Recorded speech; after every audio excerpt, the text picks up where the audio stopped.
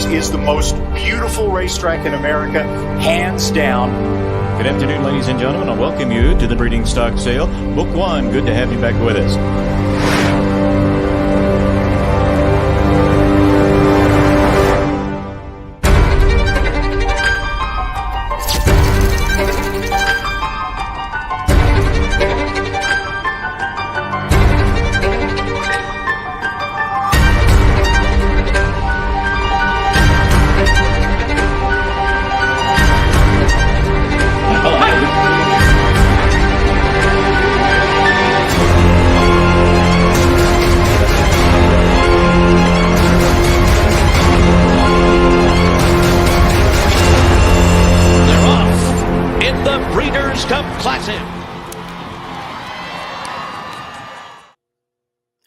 And a good Saturday evening, everybody. Welcome to the Keeneland Look Ahead. I want to welcome in everybody around the country.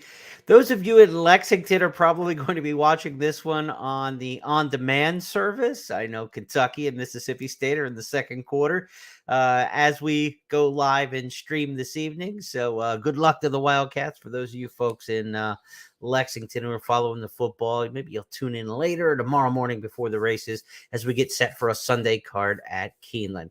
First post 1 o'clock on Sunday should be fantastic weather once again. Temps right around 70 degrees, sunny skies. We could not have mail ordered this weather any better for this fall meet to this point. So knock on wood that it continues, but we get through week 2 pretty much unscathed in terms of weather. Just a fantastic weekend. Should follow up with another good day on Sunday. The Franklin Stakes, the feature race for turf sprinters. We've got a Breeders' Cup champion, Twilight Gleaming, on the card. Not a bad Sunday card when you've got a Breeders' Cup champ on the program. We'll talk about that race. We'll talk about the entire 9-race card on Sunday. Always keep in mind when you have these 9-race cards, the 5th is going to be right in the middle. It's going to be part of all the different wagers. So when we bring up the big picture and tell you about how to strategize for that Sunday card, race number 5 is certainly going to be in our crosshairs. Hope you enjoyed the racing today. Another good day in the handicapping annals here. A 5-win day for yours truly here in the Handicapper Selectors Box. We talked about 2 possible horses to beat as favorites late in the day as our key plays in last night's podcast. We beat both of them, and we had the right horse beating them on both occasions in the 6th and the 9th. We got to the final leg with a chance to take down the late pick 5 on a straight ticket, 4 consecutive winners on top. We had Beverly Park in the nightcap, the winningest horse this year. Beverly Park ran a good race, 4 wide throughout, just gave way in the final 100 yards or so and ended up running a good third. So we didn't sweep the late pick 5 on a 50-cent straight ticket, but we got darn close. And for the last 30 races, the last 3 days, 17 winners on top. It's been a really good run. $153 in mutuals from those 30 races. So it would have took $60 to bet. You got $153 back. So more than double, close to triple your money. Let's knock on wood that we keep this roll going. It's been a really good day. Good day in sports, too. I said I used up all my mojo last night. Sooners got back on the win scale today, my alma mater, and the Phillies knocked the Braves out of the NLDS and now head to the NLCS. So I'm having a good sports day. Let's keep it going for the rest of the weekend. As for the racing today at Keeneland, as we review the Saturday card before we look ahead to Sunday, Todd Pletcher got his 5th win in the meet. He leads the meet. As far as the riders go, the only jock to double up was Corey Lannery. He had 2 on the program, both fairly early in the card. 10 different trainers won the 10 races today. And on Queen Elizabeth II Challenge Cup day, we had a Chad Brown 1-2 finish in the QE2. Let's go back and take a look at that one as the horses enter the far turn. Rail is in 5th, 4 lengths from the front. California Angel still last. Back up front, Paris Peacock the leader. Bella Bell still second. A length separates the top 2. Gina Romantica along the rail in 3rd. Now Bakulik starts to swing toward the outside. She's 4th. Now challenging for 3rd. Still 4 lengths from the lead. Quarter mile to go. Paris Peacock to catch. Paris Peacock leading Bella Bell, who moves up on the outside. Here's Bella Bell coming after the leader, and McCulick tries to join them. Gina Romantica looks toward the inside. California Angel is still 5th. Here's Gina Romantica moving through and opening down toward the inside to challenge Bella Bell. McCulick 3rd. Gina Romantica in front. Gina Romantica with the lead. She's got it a length and a half. She's got it by 2. She's got it. Gina Romantica wins the Queen Elizabeth II Challenge Cup presented by Dixiana in 1 minute 48.2 seconds. Well, the thought process last night when we previewed the QE2 was that Gina Romantica might have a little bit more early pace. It might get the jump on McCulloch, who may be better going longer. Worked out in our favor. The Euro went to the front. The Irish filly under Florent Giroux that was kind of, it was either going to be that one or Gina Romantica to the front. But Flavian Pratt, once surrendering the lead, was able to just sit in the pocket, and he had a lot of filly to punch there. So Gina Romantica, really nice effort today under Pratt for Chad Brown, who runs 1-2. And for the fourth time in the last 5 years, Chad Brown has won the Queen Elizabeth II Challenge Cup. Let's get into the Sunday racing now, as we have a 9-race card to look at. And the big picture on a 9-race program shapes up like this. We've got the swing leg for the pick 5 in race number 5, as we mentioned at the top of the program. Early pick 5 starts in race number 1. It's going to end with that 5th race. And then the 5th race is going to start the late pick 5. So that's what we call a swing leg when you're in both of the early and late pick 5s. So race number 5, which is also going to start the Keeneland Turf pick 3. We've got 3 turf races scheduled for Sunday, races 5, 7, and 9. Race number 5 is going to be pretty critical. And as you see in my key plays of the day, R5, race 5 is part of that. So I like when there's a really important race and I've got an angle I like or a horse that I like. So interesting day of playing could be in store. Early pick 4 is going to start in the 2nd. That'll run races 2 through 5. Pick 6, no carryover, starts in race number 4. Our stakes race, the Franklin Stakes, used to be called the Franklin County. Then Buffalo Trace sponsored it. It was the Buffalo Trace Franklin County. So if you just see Franklin Stakes and you're like saying, I'm not used to that stakes at Keeneland, it's the same race. It's Distaff Turf Sprinters. They just dropped the county. They dropped the sponsor. So it's just the Franklin Stakes. It goes as race 7.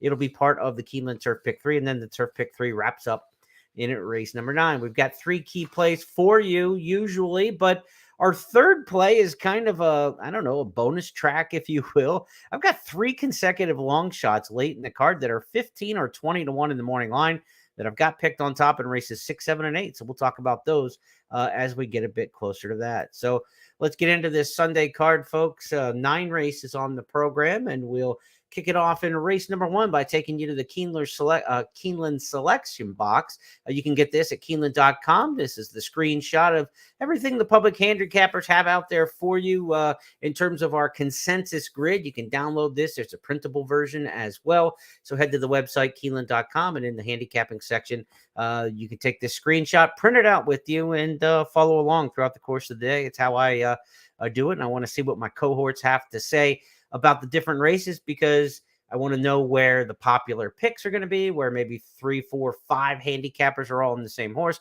I also want to know where I'm on an island and I'm the only one who has a particular horse. That almost tells me that I'm going to get a nice price, and that's what we're looking to find as we look across left to right here in these handicapping selection box. Race number 1 on the Sunday card. I'm going to change up here and grab my past performances. I almost had a faux pas because I had the Saturday PPs in front of me to get the podcast rolling here. So let's get to Sunday's races. All right. Shuffle the papers. Good thing I was off camera there. I could have got away with that if I'd have just not mentioned it. Race number 1. I'm on Key to Success, the 2 horse in here. This is Kenny McPeak, and it's a fresh face compared to the other horses in this race. Several of them are coming out of the same race, September 22nd at Churchill Downs. Key to Success comes out of a different race and maybe a little bit fresher a face to look at here, because you got a maiden special dropping against maiden claimers. In these maiden claiming route races, I like to see the horse on the drop in class. The maiden special to maiden claiming is a big deal here. And Key to Success for McPeak. This is a barn that's going really well right now. He's won a couple races this week. And this is the kind of horse Kenny McPeak wins with. Long maidens. Maidens running long on the main track. That's kind of his MO at Keeneland in the fall to rack up victories. So Key to Success, my top pick in here. Good, better, best, certainly coming out of a mile race is a good thing at Churchill, as is Key to Success. I like those horses exiting the 1-turn miles at Churchill. They've got some speed about them. And then when they go 2 turns here at Keeneland, we know the speed will kind of get them into the race. And they've only got to get to the 16th pole finish line here, going a mile and 16. So it's not a big test to go from the Churchill 1-turn mile to the mile and a 16th at Keeneland because of that short stretch finish line. So key to success, good, better, best. The two horses from Churchill, both coming out of dirt mile races. To me, I think it's one or the other in the opening race, and I think you can probably get by 2 deep if you're playing the early pick 5, 2 and 5. And as you look across the way, everybody's got the 5 or the 2 on top here. Kim and I both have key to success, good, better, best. The top pick for Gabby, Tom, and Scott. So 5-2, 2 deep into the early pick 5 if you're playing along there with the exotic wagers. Of course, the early pick 4 is going to start in race number 2 as we show the big board to let you know how the wagering format rolls on throughout the day. If we're too deep in the opener, all right, we can get excited maybe about this pick 5 early as a ticket that's not going to be too big of a spread. Can we come up with something in this pick 4 opener in race number 2 to keep it rather narrow? Number 3, Keep Calm, Carry On is the top choice in here for me, and I'm the only one with the 3 on top. A little bit of love for the 3 from Kim Nelson in here, but this makes me feel like maybe we can get a little price on the Steve Margolis trainee. This one comes in from Churchill. We like these Churchill horses in the non-winners of 2 claiming ranks. Right Tone is an 8-5 morning line shot in here that, I think this is one that can get beat. I've been chasing some Joe Sharp horses for the last couple days to absolutely no avail. Barn not going that great right now. Right Tone does take the drop in class from a Lounce race down to the claiming non-winners of 2. But if Right Tone's going to win this at 8-5 in the morning line, you can do it without me. I mean, I'd be fine taking a shot against. There's respect there for the horse, but the connections aren't going great right now. And as you look across, Kim's got the 5 on top, but everybody else is kind of using the 5 on the underneath spots, looking for different horses to win. We've got top picks here for the 2, the 3, the 4, the 5, and the 6. So 5 different horses picked on top by the 5 different public handicappers in just a 7-horse field. This tells you it's a completely wide open race. Keep Calm, Carry On for me, though. The reason I like this horse on top is an angle that I like, not just at Keeneland, but in any handicapping situation. And you can put this in your arsenal, if you will, of handicapping. This is a non-winners of 2 lifetime claimer, which means all the horses could have 1 win, but not 2. So if you all have 1 win, who has the best win? You've got 1 victory in your resume. Who won for the best race? And if you go back, Keep Calm, Carry On won a Saratoga maiden special weight last summer. And to me, that's the strongest win on the resume for any of these horses. Could any of these other horses win a Saratoga maiden special? To me, the answer is probably no. And so that's why I like this horse in a non-winners of 2 lifetime spot. Keep Calm, Carry On in a race that looks kind of wide open to everybody else. 5 different horses picked on top. If we could be gutsy and single in here, and I have no problem taking a shot like that. If Keep Calm, Carry On gets the victory in this spot, we're going to separate ourselves from everybody else in the early pick 5 and, of course, starting leg of the pick 4. So if I don't use the difference here is if I don't just single Keep Calm, Carry On, the rest of them kind of look the same to me, right? There's no separation. So instead of going by a 1 factor when you figure out how much this ticket's going to cost, all of a sudden in a 7-horse field, you're up to 4, 5, 6, 7 times. I just don't want to get into that. So you're either going to, for me, the way I look at this race, you're either going to single the horse you like, or it might not be a day to play the early or late pick 5, because in a 7-horse field going 5 deep, it's just going to water your ticket down and make it so expensive. For what? Because in this race, in a 7-horse field, you're probably not going to get a big price no matter who wins. So it's probably not worth the risk going 4 or 5 deep in there, even though the race looks like a toss-em. So you either single in there with the horse you like. In my case, it's the 3, Keep Calm, Carry On, or you bypass the pick 4 and the pick 5, and you try to hit some other wagers throughout the card. Let's look at our big picture and the races that, that we're looking at here early in the program. Race number 3 is my first key play because I think there's a big favorite in here that we've got a chance to beat. Again, 8-5 favorite in race number 2, I think can go down. Masai Warrior is going to be probably 3-5 in this race in race number 3. And I think we can beat Masai Warrior. This is the horse for trainer Brad Cox, dropping from maiden special to the maiden 50. But Masai Warrior has been beaten at 6-5, 2-1, and 9-5 in the last 3 starts. Just finds a way to lose at the end. This is a 1 1/8 race, not screaming for any more distance. And one thing I'm a little concerned here, I don't know how to read this, but Masai Warrior was entered Wednesday in a 30,000 maiden claimer and looked like a 2-5 shot to win the race. Now they come back and they run for 50 on Sunday after scratching. That could be a positive confidence move that they think this is a spot they can win. But I think they maybe just, maybe thought the mile and an eighth might be easier in the condition book and there wouldn't be much in here. I don't know, but I think it came up a little stronger than maybe anticipated because number 2, Grand Jury, can run a little bit. This is a horse who was second at Indiana Grand in the debut, third in the second career start. Those were maiden special weight races there. By Candy Ride, a sire who's had some success with mile and an eighth horses here at Keeneland. Candy Ride, the sire, has had 3 different stakes winners at a mile and an eighth at Keeneland. Stakes winners at a mile and an eighth. So do I think Candy Ride can get a mile and an eighth horse in a maiden race? I sure do. And Grand Jury fits that bill. Freeze Pop, the 4, is also by Candy Ride. So if you like the Candy Ride pedigree angle, certainly you might consider Freeze Pop in there as well. And for me, this is one that I'm going to try to get with Grand Jury. I think Maasai Warrior's a beatable favorite, and I'm not going to use the favorite in here in the pick 4s and pick 5s. This is a single for me. I'm taking Grand Jury on top. John Ortiz with the class dropper here. Ricardo Santana Jr. is going to put this horse into the race early. The mile and an eighth maiden races have been dominated by speed horses.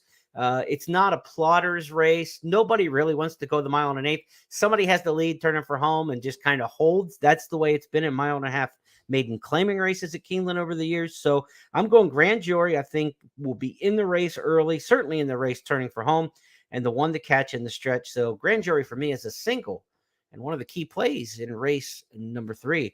4th race on the card as we move along in this program is a starting leg of the pick 6. Maiden special weight company here, going a mile and a 16th. And look, we're a little bold in getting rid of 2 favorites in back-to-back races that we're trying to knock off. That's not going to happen likely, though, in race number 4. This is where Unlimited Potential looks to be a standout favorite off a career debut second for trainer Todd Pletcher. Pletcher got his 5th win of the meet on Saturday. His horses always run well, it seems, going long on the main here. Unlimited Potential stretches out from a 7-furlong Saratoga debut. Couple bullet workouts since by Union Rags. The dam is a half to Ruler on Ice, the Belmont Stakes winner. There's no question to me this horse wants to go long, top and bottom of the pedigree. You've got to beat Unlimited Potential.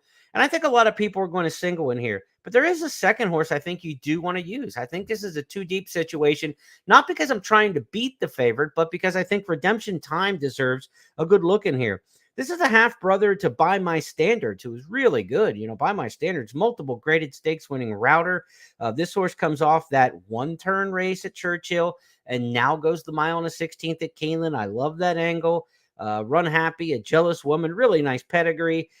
Blinkers on for the first time. Trainer Brett Calhoun sends this one out. I think Unlimited Potential is going to be very tough to beat, but I think Redemption Time is also going to run a really big race in here. And if the second pick, Redemption Time, beats the favorite in this spot, it could really blow up the tickets for pick 4, pick 5 purposes, because there's going to be a lot of singles on Unlimited Potential. And I wouldn't argue with the single if I didn't have a good opinion on Redemption Time. Like if Unlimited Potential was not in this race, Redemption Time to me would be a 3 to 5 shot. I think the horse has really got a good chance to run a good one. So let's go 2 deep in race number 4 and use those 2. But if it gets beyond those 2, I will be very surprised between the 5 and the 6 in race number 4. 5th race on the card is that swing race. It's part of the early pick 5, the final leg. It's part of the late pick 5, the first leg. So the Keeneland Turf pick 3 also kicks off in this particular spot. So we have a field of 12, capacity field for a turf sprint. We've got some also eligible. So we're almost guaranteed to have that big field, capacity field.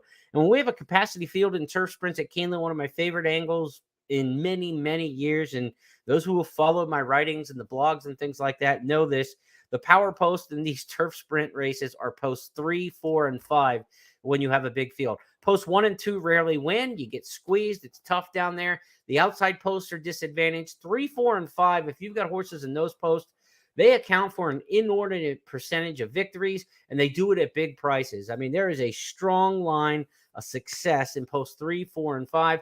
Right now, you've got UVC Just Say When and Trust Daddy in post 3, 4, 5. Keep an eye on scratches because that could put Coffee Maker, the favorite, down into the 5 hole if there happens to be a scratch on the inside. So you want to stay loose with this, but one horse who's in that 3, 4, 5 battery of posts that actually looks good on paper. I'm not wild about the 3 or the 5. I don't think the post can carry them to victory, but it could for the 4, Just Say When.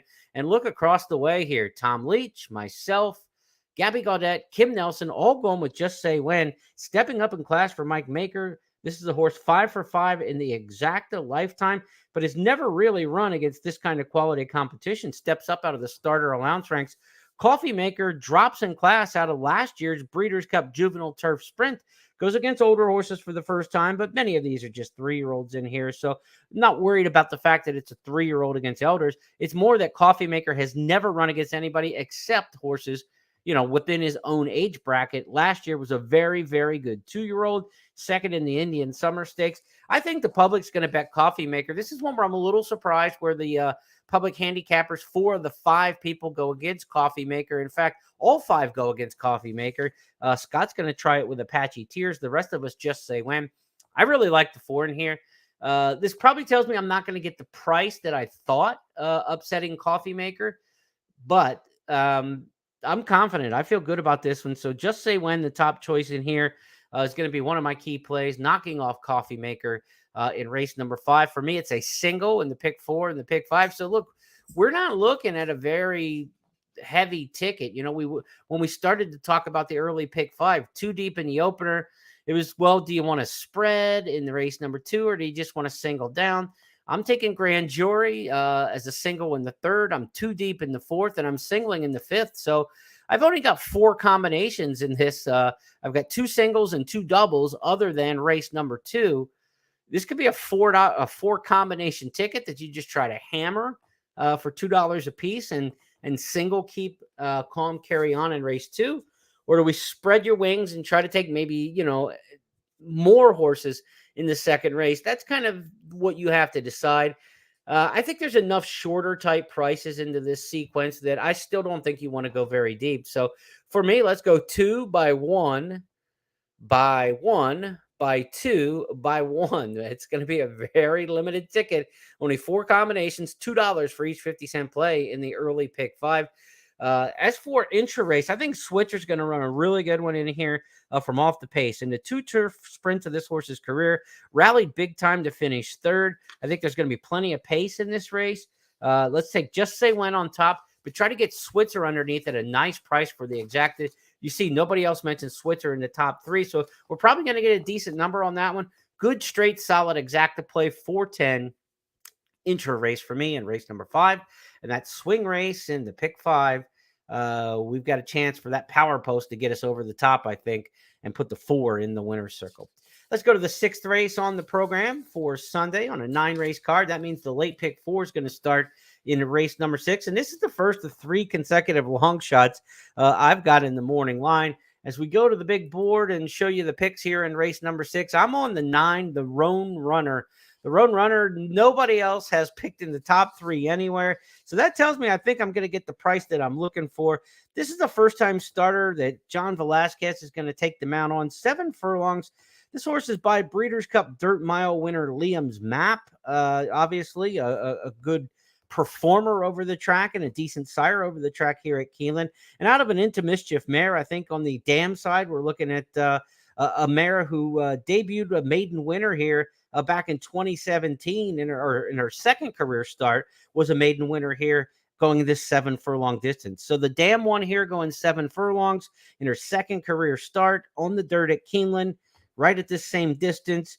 She's an into Mischief mare who's the top 7 furlong sire here at Keeneland. You got Liam's Map on top. This is strictly a pedigree play for me. And I think it's interesting that John Velasquez takes the mount here for Joe Sharp. He does not ride for Joe Sharp very often.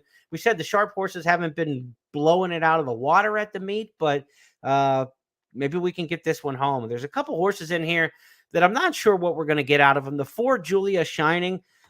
This is a full sister to Malathot. And of course, Malathot is a Keeneland machine, right? Malathot won the Ashland, the Double Dog Dare, and then just a week or 2 ago, last week on opening weekend, took down the big race, the Spinster Stakes a week ago Sunday. So, a half sister to Malathot tells you that Julia Shining has every reason in the world, or a full sister to Malathot, I should say, has every reason in the world to like the track here on pedigree. But you're going to get a much shorter price on this one. And the works are just, they're okay. She doesn't look like a superstar in the morning, and I think she'll get overbet in here. So while I have some respect for Julia Shining, I'd rather take the shot with the Roan Runner, working a little sharper, same kind of pedigree to perhaps love it here at Keeneland. I like John Velasquez riding here on the Roan Runner, so I'll take my shot in race number 6. And go against the 4 in here, Julia Shining. Penny Arcade, the 1, is probably way too high in the morning line at 15-1. Another with a good pedigree here. Penny Arcade is by Curlin. Of course, they all run here at Keeneland. And the Dam was 3 for 3 to start her career, including winning the Golden Rod at Churchill for Wayne Catalano back in the day. So this is a very good pedigree. It's a win early pedigree. Penny Arcade, down on the rail, the works aren't blazing, but there were a couple decent ones at Ellis this summer. I think Penny Arcade's going to run well in here. I think it will be well far below what that morning line offering is.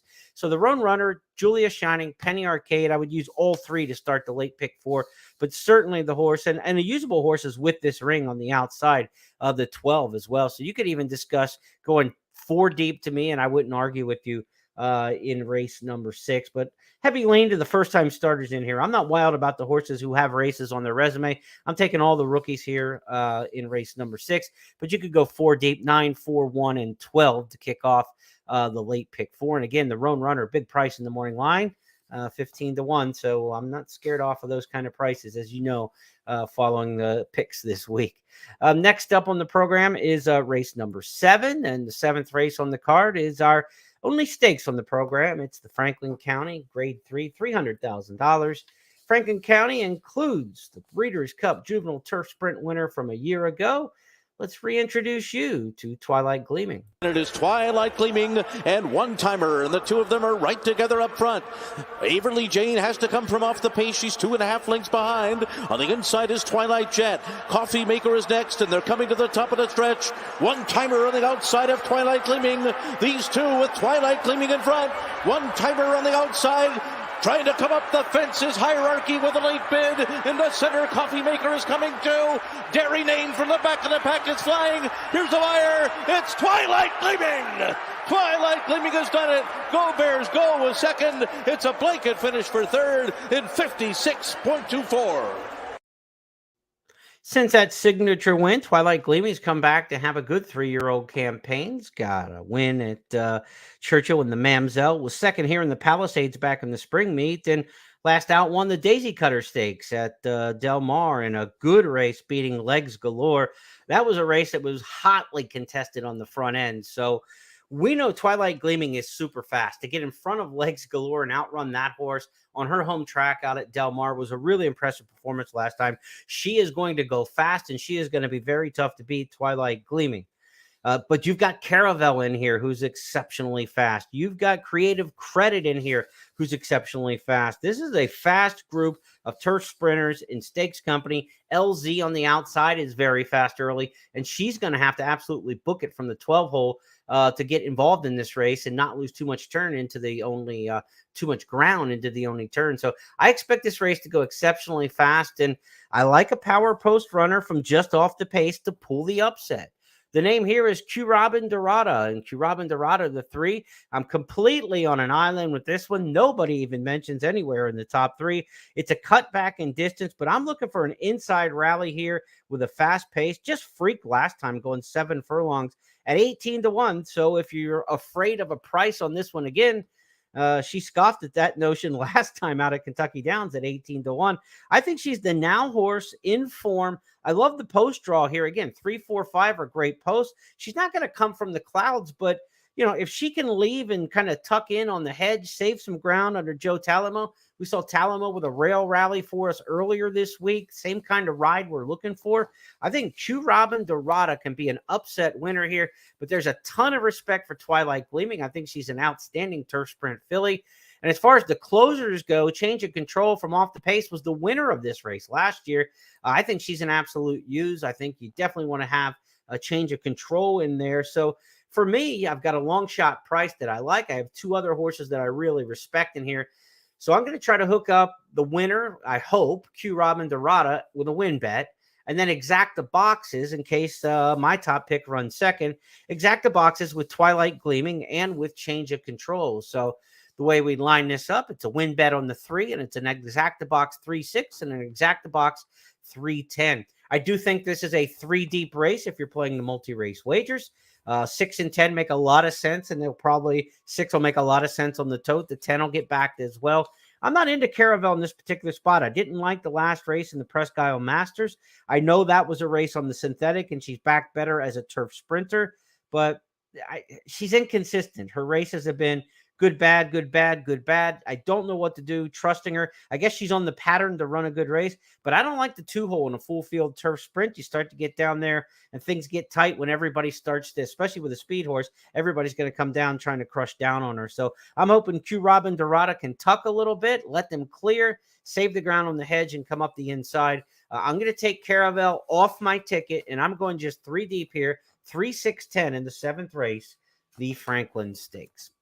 Let's move on to race number 8 on the card. It's an allowance, second level allowance race here. Non-winners of 2 other than the N2X, if you see it in the past performance. Uber Kirk is a horse who came from off the pace to win last time out for Kenny McPeak, but Uber Kirk is 0 for 7 at Keeneland lifetime. 5 of those races have been second and third place finishes. Seems to come from off the pace, but come up a little bit short. And that's kind of the MO in the dirt sprints here at Keeneland. You know, off the pace is not necessarily the best tactic, but in this race, there is a good amount of speed. Hidden Scroll down on the rails going to come out of there. Spankster's going to run early. We've got some other speed in here, perhaps. But I think No Shirt, No Shoes towards the outside is one who's got a little pace versatility, a horse who might sit second or third in here, as he did back in October of last year at 6.5 furlongs, when just kind of sitting 2 lengths off the lead and pushed through with a 22-1 upset.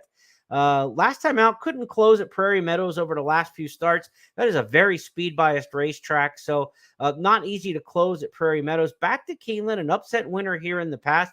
Why not take a shot in here? I think there's a chance that the speed comes back here. And I'm going to take my chances with No Shirt, No Shoes. And it's a Kenny Chesney song, I think. And with Tennessee, Rocky Top's big win tonight against Alabama. I don't know. Maybe the Kenny Chesney angle and Swami angle working for us with No Shirt, No Shoes. I know my Kentucky fans are going to hate me for that Tennessee reference. So I apologize in advance. Keep the hate mail behind. Let's go to the 9th race. It's the final on the card. This is the Keeneland Turf Pick 3 finale as well. It'll wrap up, of course, all the multi-race wagers for the day. This is one like we had today where the horse I like is on the also eligible list. I like Safine in here quite a bit. If Safine draws into the race, good debut at a turf mile, just missing down at Kentucky Downs. Going a mile on the grass, a war front with a Dynaformer on the bottom side. Should love the mile on a 16th here over the Keeneland turf. It will be an outside post position. The horse does have some tactical speed.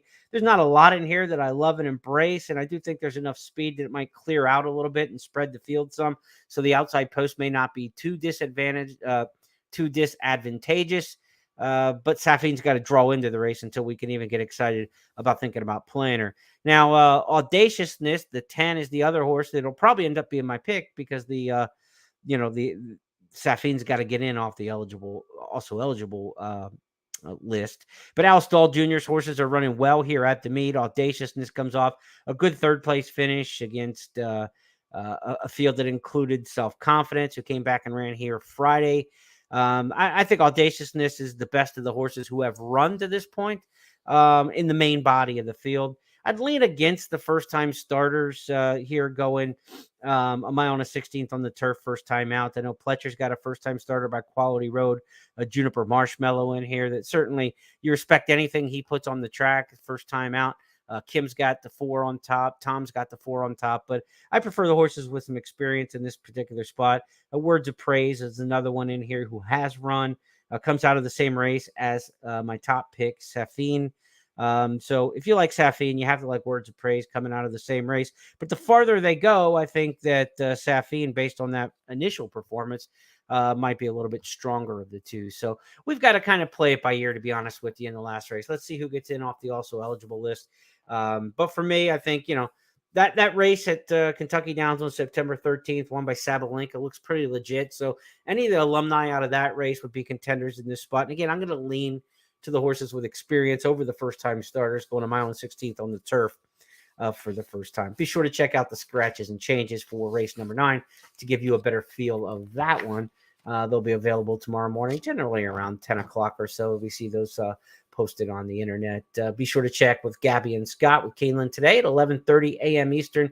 They'll give you a full preview of the day, Tom Leach's long shot pick of the day, the Clocker report, all those kind of things on the Keeneland Today program, 11:30 Eastern. Check it out on social media. And if you're in a local Lexington market, on the over-the-air television there as well. That's going to wrap up week number 2 of our Keeneland Look Aheads. I really appreciate you sitting in with me each night this week as we've taken a look at 5 racing cards.